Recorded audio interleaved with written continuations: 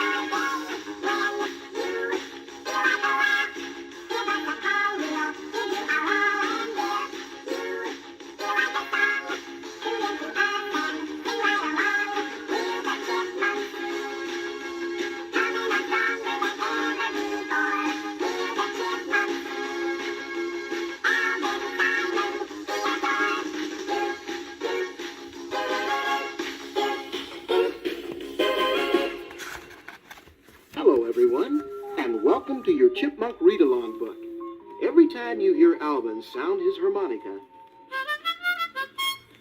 it means it's time to turn the page in your storybook. Now, if you're ready, we'll start the Chipmunks in Alvin Goes Wild. And remember to turn the page every time you hear Alvin's harmonica. David Seville and the Chipmunks were having a picnic in the country. Alvin had threatened to go on strike if the hard-working singing stars didn't get some time off. Alvin looked angry as he grumbled, "If one more fan chases me down the street or pops out of a trash can, I'll..." Dave sighed and said, "That's the price of fame, Alvin." Theodore, however, was more interested in food. "I'm hungry. What's for lunch?" Dave opened the picnic basket and handed sandwiches around. Suddenly, Simon looked up and cried, "Oh no! Look what's headed this way!" A huge tour bus full of eager fans stopped right next to their table. The fans got off the bus and surrounded Alvin. Alvin scribbled a note and handed it to Dave. The note said, "That does it. I'm not talking until I get a real vacation. Signed, Alvin." Just then, a hand reached up from under the table and grabbed the sandwich right off Alvin's plate. Alvin was on his feet in a flash, chasing after the thief. Moments later, Alvin was high in a tree, face to face with a wild chipmunk who looked just like him. Alvin looked around and said, "Gee, this is neat up here. Is this where you live?" The wild chipmunk nodded.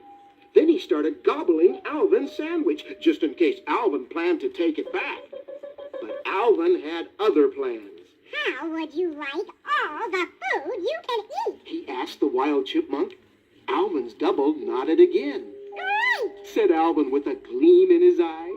All you have to do is trade clothes with me and go home with Dave and my brothers." So the wild chipmunk traded clothes with Alvin and went back to the picnic area dressed like the singing star. Alvin admired himself in his new Tarzan suit. Then realizing he'd still had no lunch, he went off to find something to eat. He picked some berries off a bush. "Yuck! These taste awful!" He said, spitting them out. Next, he tried chewing on an acorn. "Ouch! He cried, spitting it out, too. You could break a tooth on this stuff." So Alvin wandered farther and farther into the woods, poking among the plants and roots, looking for something to eat, when suddenly, whoosh! A rope grabbed Alvin's foot and swung him high in the air. He was trapped. Alvin screamed. A large bearded trapper called Grizzly Sam sprang up out of the bushes and asked, "What puny varmint is this?" "Puny varmint? I'm Alvin, of Alvin and the Chipmunks. Get me down." "Sure, and I'm Johnny Cash," said Grizzly Sam with a sneer. Alvin had to think fast. "If you don't believe me, call David Seville. He'll tell you who I am." Grizzly Sam rubbed his chin thoughtfully. Alvin's eyes lit up and he mumbled, "A famous farming. I could make some money if I returned you. But until then, I think I've got a cage just your size." Meanwhile, the wild chipmunk was back at home with Dave and Alvin's brothers. He was looking for a good place to rest when he spied a potted palm. He jumped in and started to dig, dumping the dirt all over the floor. Seeing the mess, Dave yelled, Alvin, quit that! Look at the mess you're making. and he got out the vacuum cleaner to sweep up the dirt. Whirr! The motor roared into action. The wild chipmunk's eyes almost popped out of his head. What was that awful noise? He was so frightened that he leaped up onto the chandelier. Alvin, get down from there. Shouted Dave. Just then the telephone rang. The ringing startled the wild chipmunk.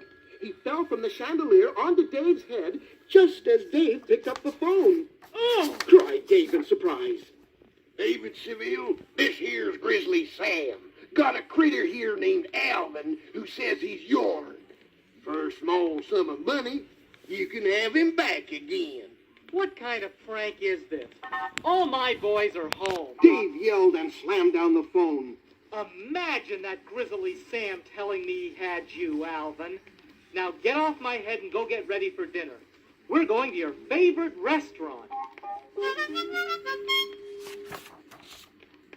Now it's time to turn to the other side.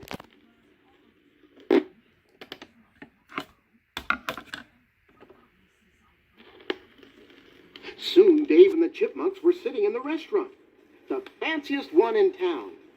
Theodore wanted to use his very best manners, so he leaned toward the wild chipmunk and whispered, Alvin, do you use the little fork or the big fork for the appetizer? Alvin's double just grabbed a handful of the appetizer and shoved it into his mouth. Puzzled, Theodore simply shrugged and did the same. Simon shook his head, then turned to Dave and said, You know, Dave, Alvin's been acting very strange ever since the picnic. Dave nodded and replied, I've never known him to keep quiet for such a long time. Just then, a waiter walked by pushing a cart loaded with food. The wild chipmunk's eyes lit up and he leaped smack into the middle of the mashed potatoes. A shower of food flew up, covering the nearby diners. What's gotten into Alvin? Cried Dave angrily. Theodore shook his head and whispered to Simon. That chipmunk just isn't our Alvin. Simon whispered back. I think Alvin traded places with him at the picnic. We'd better get to the bottom of this tonight.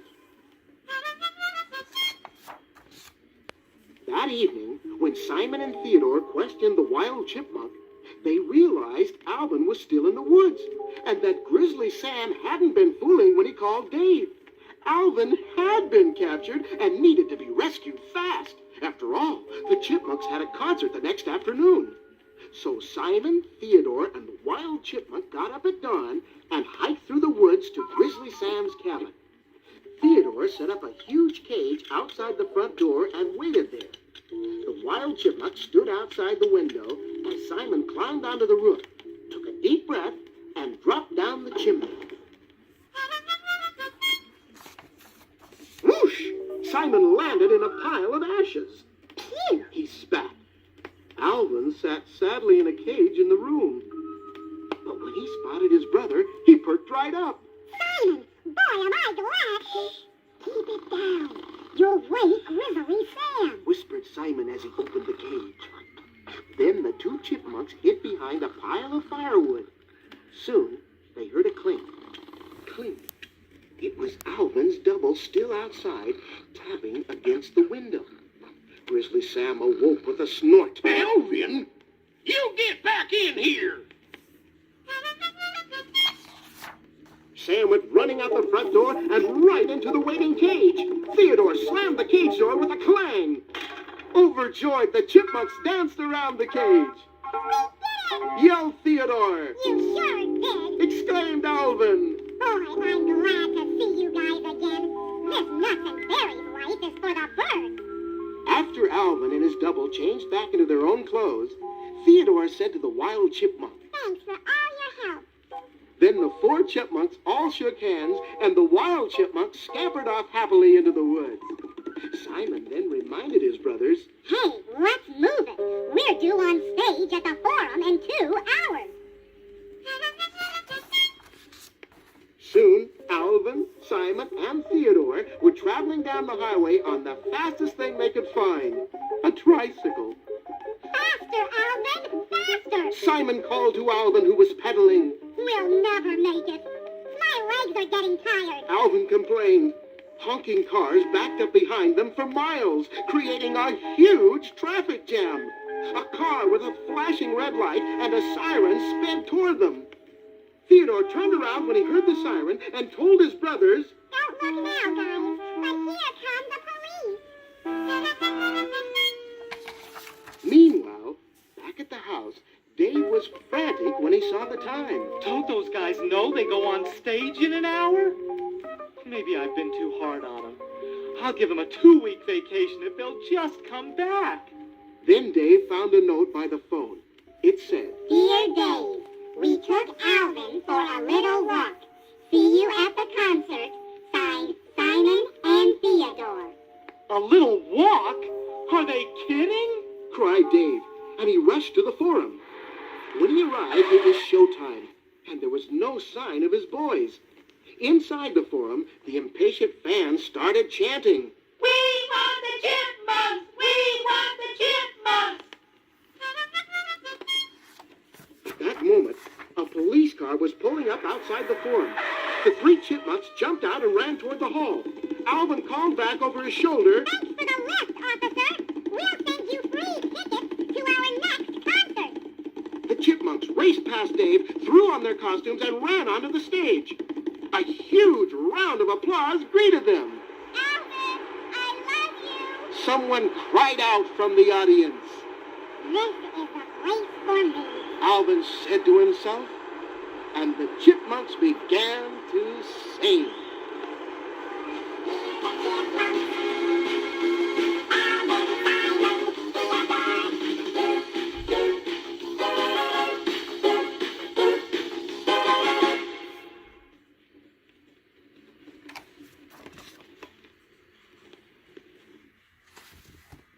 So that was the Chipmunks Alvin Go Wow from 1985.